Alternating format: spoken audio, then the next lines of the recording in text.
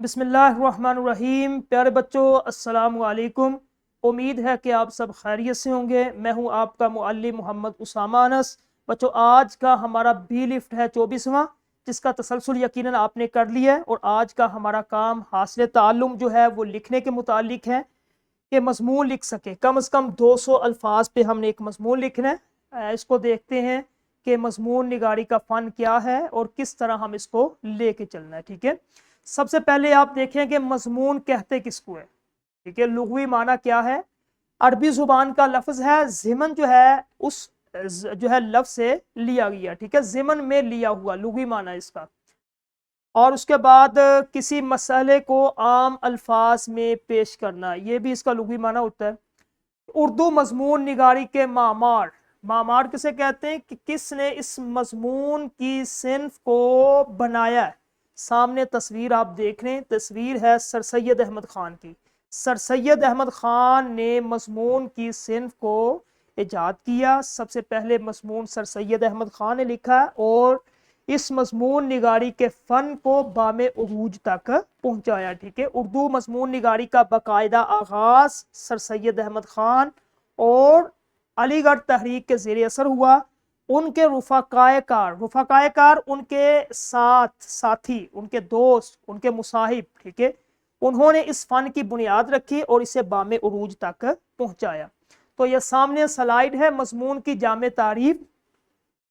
सबसे पहले इसके अंदर क्या होता है, ख्यालात व जज्बात, यानी कि इंसान के जो ख्याल है, इंसान जो सोचता है, जो उसके दिल दिमाग के अंदर जो है वो चीज़ें आती है, ख्याल या उसके जज्बात, दिल में पैदा होने वाले एहसास, ठीक है, उसको मरबूत और मुदल्लिल अंदाज में लिखना, इसको मजमून कहते हैं। बिल्कुल आसान इसकी तारीफ है कि अपने ख्यालात को, अपने जज्बात को एक रबत, एक तरतीब के साथ और मुदल्लिल अंदाज के साथ लिखना, इसको मजमून कहते हैं। और यही एक बेहतरीन मजमून होता है। ठीक है, और इस मजमून के अंदर जो लिखारी होता है, मुसन्निफ होता है, उसकी अपनी ज़ाती राय शामिल होती है। नीचे लिखा हुआ है, किसी भी मौजू पर मालूमात के साथ साथ अपने ख्यालात को इस तरह सफ़ाई किरतास पर बखेरना ताकि पढ़ने वाला इससे मुतासिर हो सके।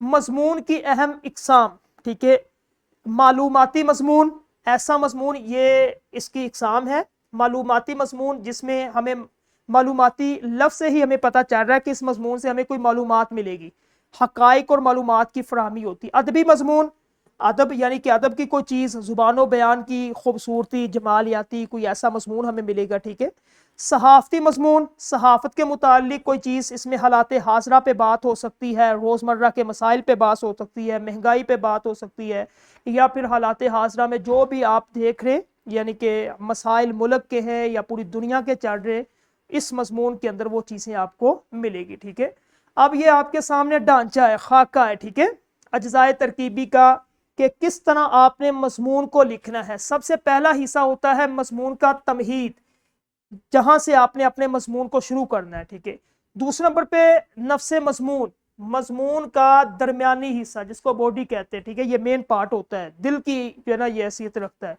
तीसरा होता है खातिमा, जहां आप अपने मजमून को खत्म करते हैं, एंड करते हैं। ठीक है, पहला हिस्सा तमहीद का, इस हिस्से में मजमून के मौजू का तारफ करवाया जाता है।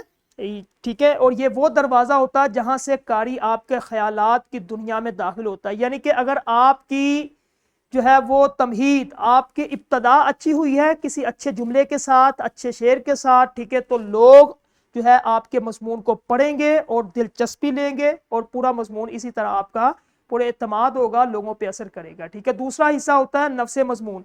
इसमें आपने मजमून जिस मौजू पे आप लिख रहे हैं उसकी मुकम्मल तफसील, दलाइल, हकाइक के साथ आपने लिखनी होती है और ये मजमून का दिल होता है। ठीक है, तीसरे नंबर पे होता है खातिमा, कि आपने मजमून को एंड यानी कि इख्तिताम एक अच्छे तरीके से आपने करना है। ठीक है, ताकि कारी को एक हतमी और वाज़ेह पैगाम देकर आप रुखसत कर सके। ठीक है, तो ये दोबारा देख लें, क्या नाम उसका, एक नज़र, कि अरबी ज़ुबान का लफ्ज़ है और मजमून अपने ख्यालात, दलाइल को, अपनी राय को भी इसमें शामिल किया जाता है।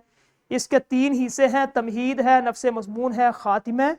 तो अब आपने कलम उठाना है और लिखना शुरू करना है मजमून नवेसी। ठीक है, क्लास के अंदर जो मुतालिका असातिज़ा है وہ کلاس میں کوئی ایک ایسا مضمون جس کو بچے لکھیں اور اس کو بتلائیں کہ تمہید کس طرح کرنی ہے، ٹھیک ہے، کوئی ایک ایسا شعر یا کوئی ایسا لفظ آپ بتلا دیں، پھر اس کے بعد نفس مضمون آپ، ٹھیک ہے، یعنی کہ درمیانی حصہ اس میں کچھ دلائل، اور تیسرے نمبر پہ اس کا اختتام۔ تو اسی طرح نکھار جو ہے یہ گھر میں میری پسندیدہ شخصیت۔ تو آج کا ہمارا جو ہے اس چیپٹر کا آخری لیکچر ختم ہوا ہے، انشاءاللہ کل ایک نئے لیکچر کے ساتھ ملیں گے۔ السلام علیکم۔